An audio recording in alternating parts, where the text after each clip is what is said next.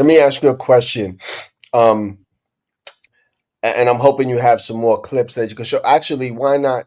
Said he emailed you the African clip, Oh, so he emailed it to you. But why do you think?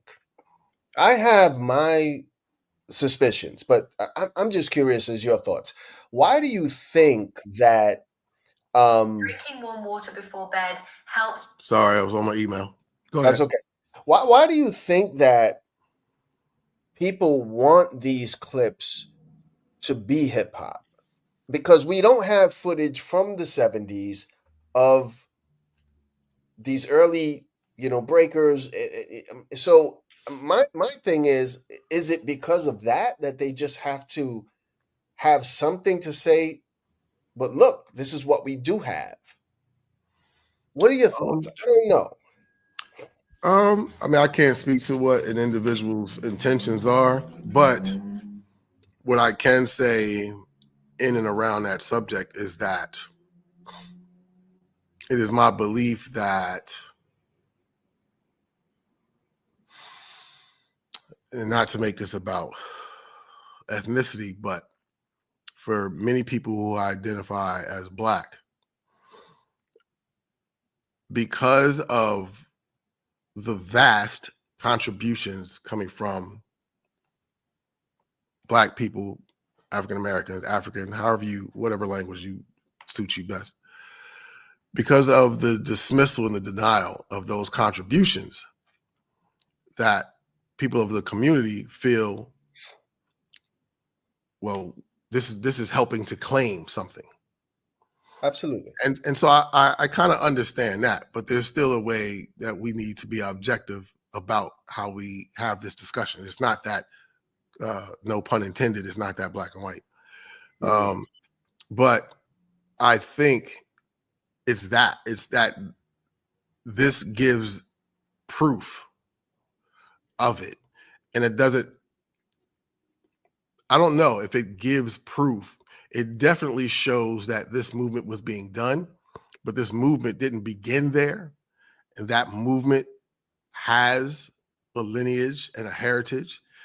And instead of being fixated on what it does for the 70s and to support the narrative of that time, I think it's more important that we look at the lineage of it and how that says, instead of, see, this is mine or ours, this says this is not new.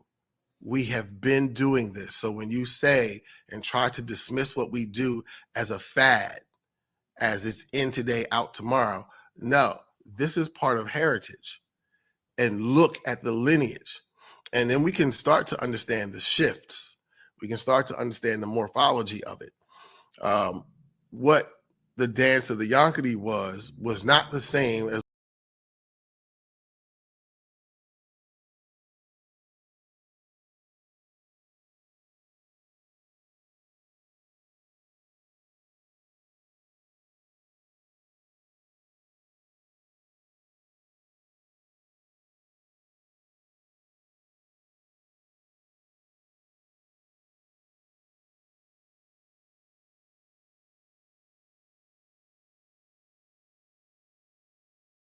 the camera walk that we know it.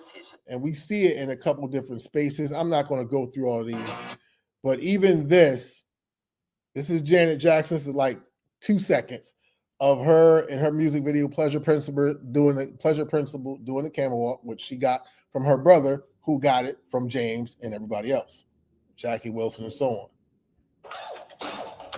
That's a camera walk. As quick as Now, that is. the other thing, I'm thinking about Michael Jackson, his video, "You Rock My World."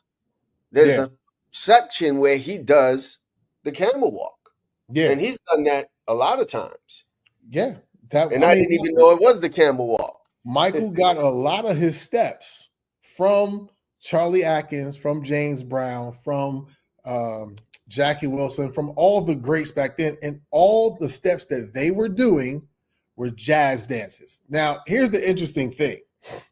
A lot of people, and we've talked about this a bit, a lot of people like to look at the old jazz footage and say, whatever they want to say. That's the pre-hip hop, or that's breaking, or that's whatever.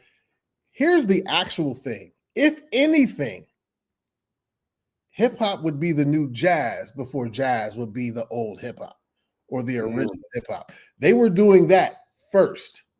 And that's under the jazz idiom, which means anything that comes after it is connected to that, not the other way around. You don't look at jazz stuff and be like, they're breaking. No, you look at breakers and be like, y'all are doing jazz. If you're going to have an argument like that. I'm not saying that's what it is or how we should define it. Breaking is breaking, jazz is jazz. But if you're going to try to compare and using that language, it's the other way around. Today, I don't have hip hop would be the new jazz before jazz would be the old hip hop or the original hip hop. They were doing that first. And that's under the jazz idiom, which means anything that comes after it is connected to that, not the other way around. You don't look at jazz stuff and be like, hip hop would be the new jazz before jazz would be the old hip hop or the original hip hop. They were doing that first. And that's under the jazz idiom, which means anything that comes after it is connected to that, not the other way around. You don't look at jazz stuff and be like,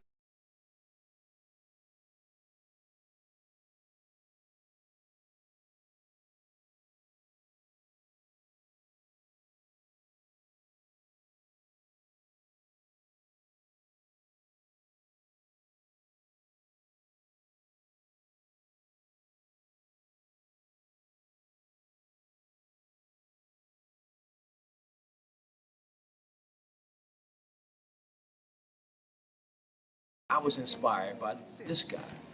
If Rolling Stones never talked about Muddy Waters, no one would ever know. That was the inspiration. That's where they got their name from. You know what I mean?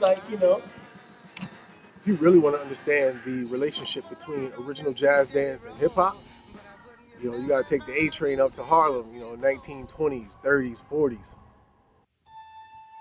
What we're gonna do right here is go back, way back into time.